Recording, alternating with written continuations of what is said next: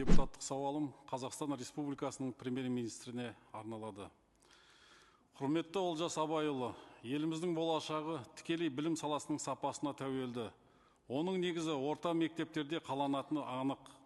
Осыған орай ел президенті Қасым-Жомарт Тоқаев білім саласына тұрақты назар аударып, озық ойлы ұлт болудың маңызды шарты орта білімнің сапасын арттыруда екенін ұдайы айтады. Бұл ретте Алматыда орналасқан жарты ғасырдан аса тарихы бар Ибрагим Нүсіпбаев атындағы 4-ші мектеп-интернаттың орны ерекше. Ол Алматы қаласындағы алғашқы қазақ мектебі деуге болады. Білім ошағы малшылардың ұл-қыздарының әлеуметтік жағдайы төмен, көп балалы отбасылардан шыққан және жетім балалардың үлкен қалада сапалы білім алу үшін арнайы салынған болатын. Білім ошағы Алматы қаласында орналасқанымен Алматы облысына қарайды. Осынау байырғы мектеп қабырғасынан елімізге белгілі көптеген тұлғалар шыққан. Олардың қатарында белгілі жазушы Смағұл Елубай, әйгілі композитор Әсет Бейшеуов, қазақтың тұңғыш кәсіби режиссері Асқар Тоқпанов сынды елге еңбек сіңген әр саланың майталманына айналған бірегей қайраткерлер бар. Өзім де осы мектептен білім алып қалыптастым. Дегенмен, еліміздегі ең ірі мегаполисі Алматының қақ ортасында орналасқан бұл білім ордасының қазіргі жағдайы өте мүшкіл. Мектеп көп жылдан астам жөндеу көрмей, әбден тозығы жеткен. Жалпы 350-дей оқушыға арналған мектепте бүгінгі күні оқушылардың саны 2 есеге қысқартылып, 176 бала білім алып жатыр. Алайда олар спорт залдарда ұйықтап, оқу сыныбында тамақ ішуге мәжбүр.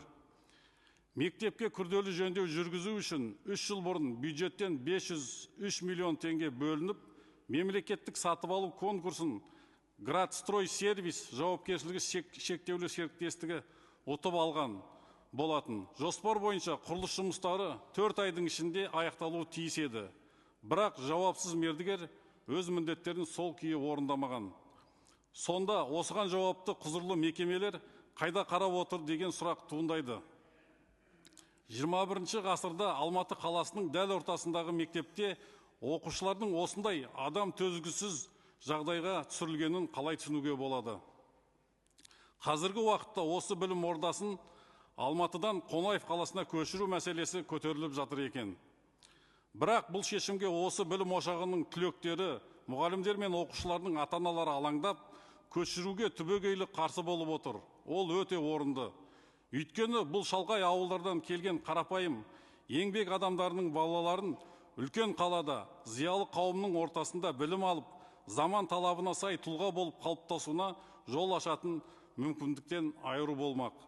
Сондықтан бұл тарихы терең, өзіндік дәстүрі бар оқу ордасын жылы орнынан қозғамай, күрделі жөндеуден өткізіп, заманауи оқу құралдарымен жабдықтап, жетілдіре түсу керек. Бұл жерде халықты Алматының ортасында орналасқан мектептің жерін алып қояды ма деген күмән алаңдатып отыр.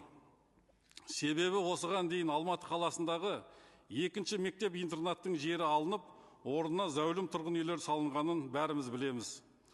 Бұл оқу ордасы да соның күйін кешкелі отыр. Сондықтан бұған жол беруге болмайды деп есептейміз. Осыны ескеріп, үкіметке төмендегі шараларды қабылдауды сұраймын.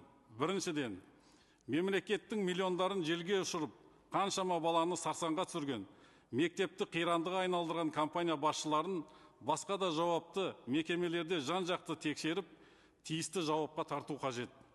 Екіншіден, тез арада аталған мектепті толық күрделі жөндеуден өткізіп, жаңа оқу жылына пайдалануға беру керек. Үшіншіден, мектепті басқа жерге көшіру бойынша бастамаларға түбегейлі тыйым салу қажет деп есептеймін. Назарларыңызға рахмет.